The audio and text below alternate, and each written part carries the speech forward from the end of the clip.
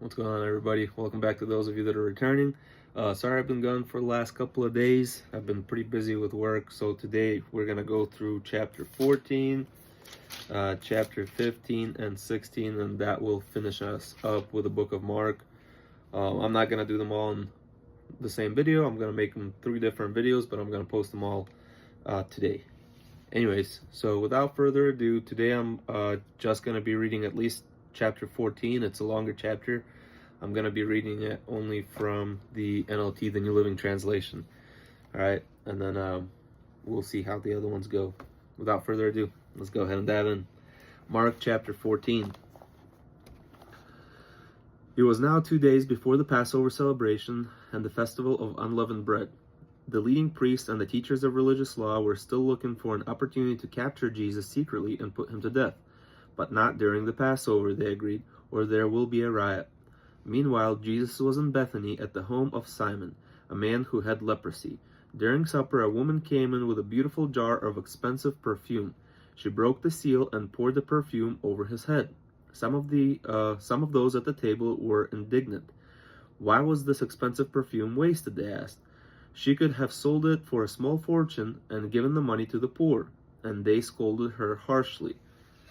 So some people believe that it was Judas that was kind of upset with her about it because it was an expensive bottle of perfume, and Judas was the person in charge of the finances for all the disciples, right? So he was a little bit greedy. He betrayed Jesus for 30 pieces of silver, etc., etc. Anyways, let's continue. But Jesus replied, "Leave her alone.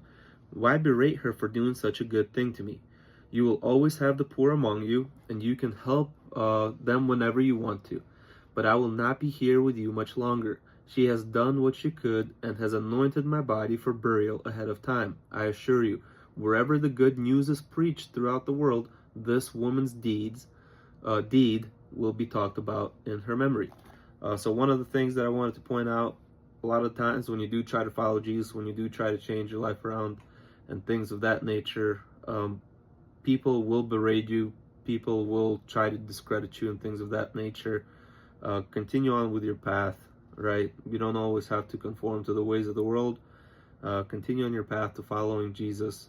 And I'm not necessarily saying that is what happened here, but when you think you're doing something right for Jesus, right, like pouring out an expensive bottle of perfume on Jesus' head, right, when others berate you, don't allow that to stop you from worshiping your God and following Jesus' teachings. All right, let's continue. Judas agrees to betray Jesus. Then Judas Iscariot, one of the 12 disciples, went to the leading priest to arrange to betray Jesus to them. The leading priests were delighted when they heard that why he had come, and they promised him a reward, for he began looking for the right time to place to betray Jesus, the Last Supper. On the first day of the festival of unleavened bread, the day of the Passover lamb was sacrificed, Jesus' disciples asked him, "Where do you want us to go to prepare the Passover supper?" So Passover is a big celebration. It's a big deal of what happened back in the book of Exodus, I believe, when the angel of death passed over the houses of the Egyptians that had the markings on them when they were enslaved in Egypt. And when he passed over, a lot of things happened. So we're going to learn about that when we jump into God willing, into the Old Testament. So, but Passover is a very big holiday. That's why the leading priests didn't want to do anything on the Passover to arrest Jesus, because they didn't want to riot, things of that nature. So just keep that in mind. Passover, a very important holiday. So Jesus sent 2 of them into Jerusalem to make the arrangements. As you go into the city, he told them, "A man carrying a pitcher of water will meet you. Follow him. At the house he enters, say to the owner, 'The teacher asks, where is the guest room where I can eat the Passover meal with my disciples?' He will take you upstairs to a large room that is already set up. This is the place. Go ahead and prepare our supper there." So the 2 disciples went on ahead into the city and found everything just as Jesus had said, and they prepared the Passover supper there. In the evening, Jesus arrived with the 12 disciples. As they were sitting around the table eating, Jesus said, "The truth is, one of you will betray me, one of you who is here eating with me." Greatly distressed, one by one, they began to ask him, I'm not the one, am I? He replied, It is one of you 12, one who is eating with me now. For I, the Son of Man, must die, as the Scriptures declared long ago. But how terrible it will be for my betrayer. Far better for him if he had never been born. As they were eating, Jesus took a loaf of bread and asked God's blessing. Then he broke it in pieces and gave it to his disciples, saying, Take it, for this is my body. And he took a cup of wine and gave thanks to God for it. He gave it to them, and they all drank from it. And he said to them, This is my blood, poured out for many, sealing the covenant between God and his people. So there's a little asterisk next to the covenant. Some manuscripts read it as the new covenant between God and his people. I solemnly declare that I will not drink wine again until the day when I drink it new in the kingdom of God. Then they sang a hymn and went out to the Mount of Olives. So this is that was the Last Supper. Jesus predicts Peter's denial. All of you will desert me, Jesus told them, for the scriptures say, God will strike the shepherd, and the sheep will be scattered. But after I am raised from the dead, I will go ahead of you to Galilee and meet you there. Peter said to him, Even if everyone else deserts you, I never will. Peter, Jesus replied, The truth is, this very night, before the rooster crows twice, you will deny me 3 times. No, Peter insisted, not even if I have to die with you, I will never deny you. And all the others vowed the same. Jesus prays at Gethsemane. And they came to an olive grove called Gethsemane, and Jesus said, Sit here while I go and pray. He took Peter, James, and John with him, and he began to be filled with horror and deep distress. He told them, My soul is crushed with grief to the point of death. Stay here and watch with me. He went on a little further and fell face down on the ground. He prayed that, if it were possible, the awful horror awaiting him might pass him by. Abba, Father, he said, everything is possible for you. Please take this cup of suffering away from me. Yet I want your will, not mine. So see, Jesus, again, displaying very real, very human emotions. We talked about this many times throughout reading the book of Matthew and the book of Mark, right? That he was a man. He was born into a human body. He experienced the same things that we experienced. He felt the same things that we felt. And over here, you can see how tormented and how horrible he feels, and how much sorrow he is, knowing what he is about to go through. And yet, knowing this, he still willingly continued. Not only that, he even asks God, like, please, if you can, please take this cup away from me. Please take this terrible suffering that I'm about to endure away from me. But your will, God, your will, Father, not mine, be done. So a lot of times for us too, we might be struggling with something, or we might know that something's going to come up, or maybe we want a new job, or maybe we want a raise, or maybe a new girlfriend, or whatever, right? And we're praying like, please, please, please help me with this new job, or with a better opportunity, or whatever. Just remember, it's God's will, it's not your will. Okay, so if God is willing to help you with that, whatever it is that you're asking for, if it is a part of his will for you, then please give him the opportunity to actually present you with whatever it is that he has planned for you. All right, let's continue. Then he returned to find the disciple asleep. Simon, he said to Peter. So again, Peter, his name was Simon, but Jesus called him, you're now going to be called Peter. And a lot of times in the Bible, it references to him as Simon Peter. So Simon, he said to Peter, are you asleep? Couldn't you stay awake and watch with me even 1 hour? Keep alert and pray. Otherwise temptation will overpower you. For though the spirit is willing enough, the body is weak. That is why we have to constantly tell our bodies no. That's why I think fasting is important. That's why it is important to find things that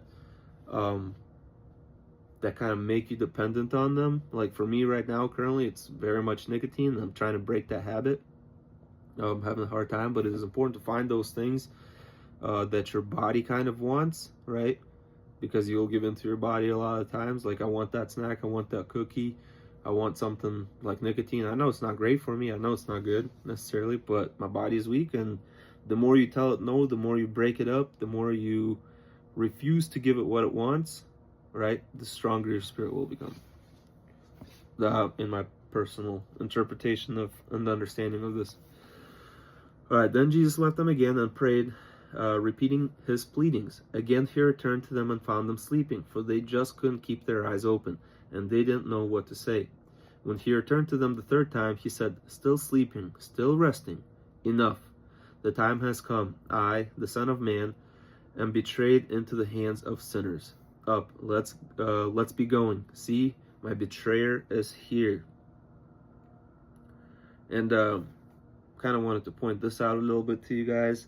So here in this little section, as you can see, it's kind of like little subnotes. So here it talks about Jesus opened his heart to Peter, James, and John.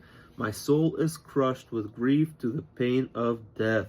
In this way, Jesus demonstrated qualities that are important for us as well: honesty, transparency, and trust. Jesus evidently needed others for support in this hour of agony shortly before his death.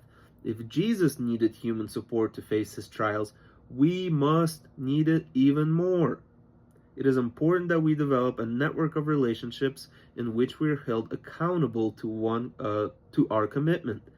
When we develop and maintain meaningful human relationships, we are creating a network of support that will help us sustain our spiritual growth.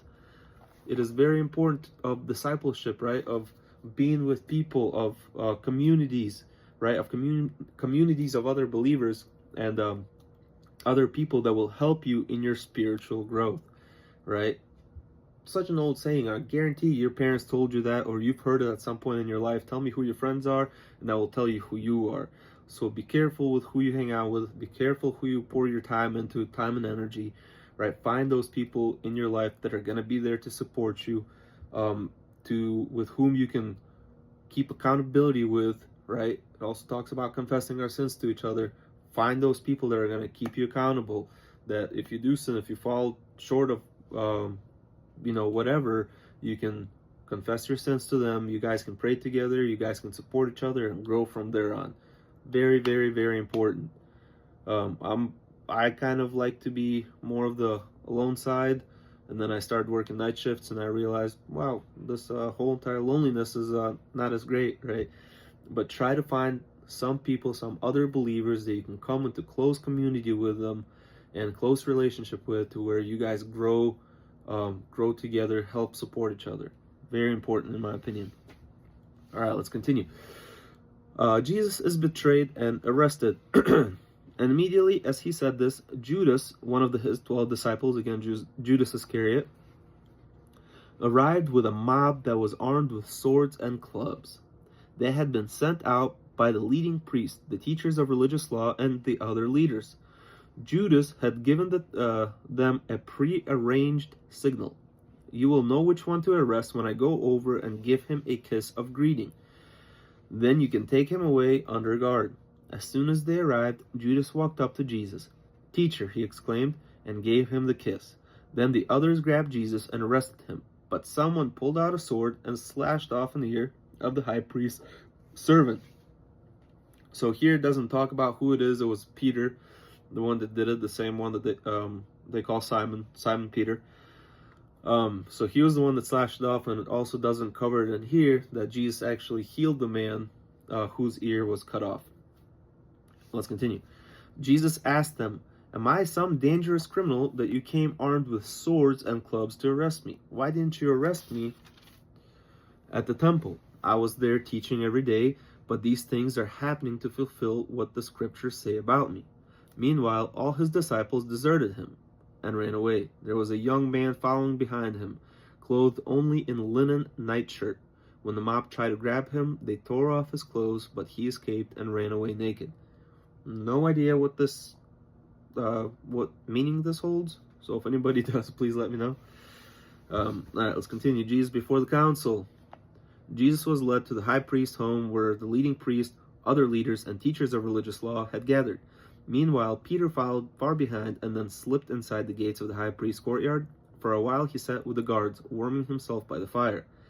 Inside, the leading priests and the entire high council were trying to find witnesses who would testify against Jesus, so they could put him to death. But their efforts were in vain. Many false witnesses spoke against him, but they contradicted each other.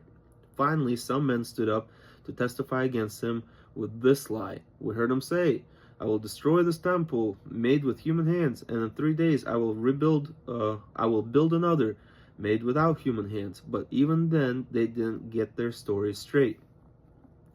Then the high priest stood up before the others and asked Jesus, "Well, aren't you going to answer these charges? What do you have to say for yourself?" Jesus made no reply. Then the high priest asked him, "Are you the Messiah, the Son of the blessed God?" Jesus said, "I am.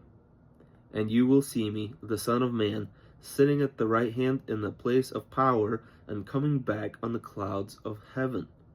Then the high priest tore his clothes to show his horror and said, "Why do we need other witnesses? You have all heard this blasphemy. What is your verdict?" And they all condemned him to death. Then some of them began to spit at him, and they blindfolded him and hit his face with their fist. "Who hit you that time, you prophet?" They jeered, and even the guards were hitting him as they led him away.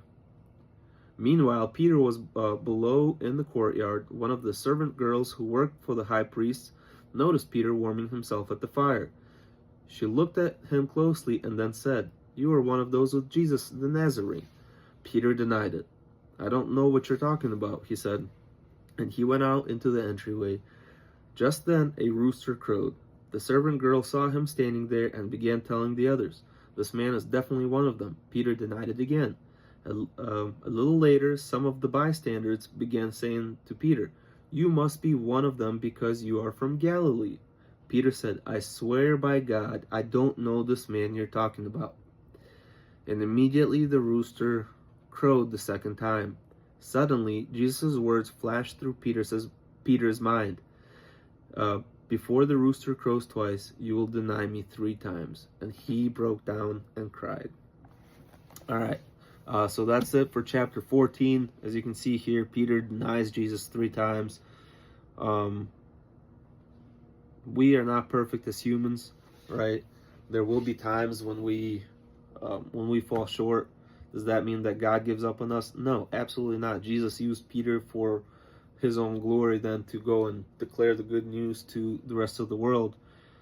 So don't beat yourself up. Get back up. Pray to God. Ask for forgiveness. Repent of your sins. And then get back on the right track. Anyways, I love you guys. Hope I see you back in chapter 15. God bless you and your families. Take care.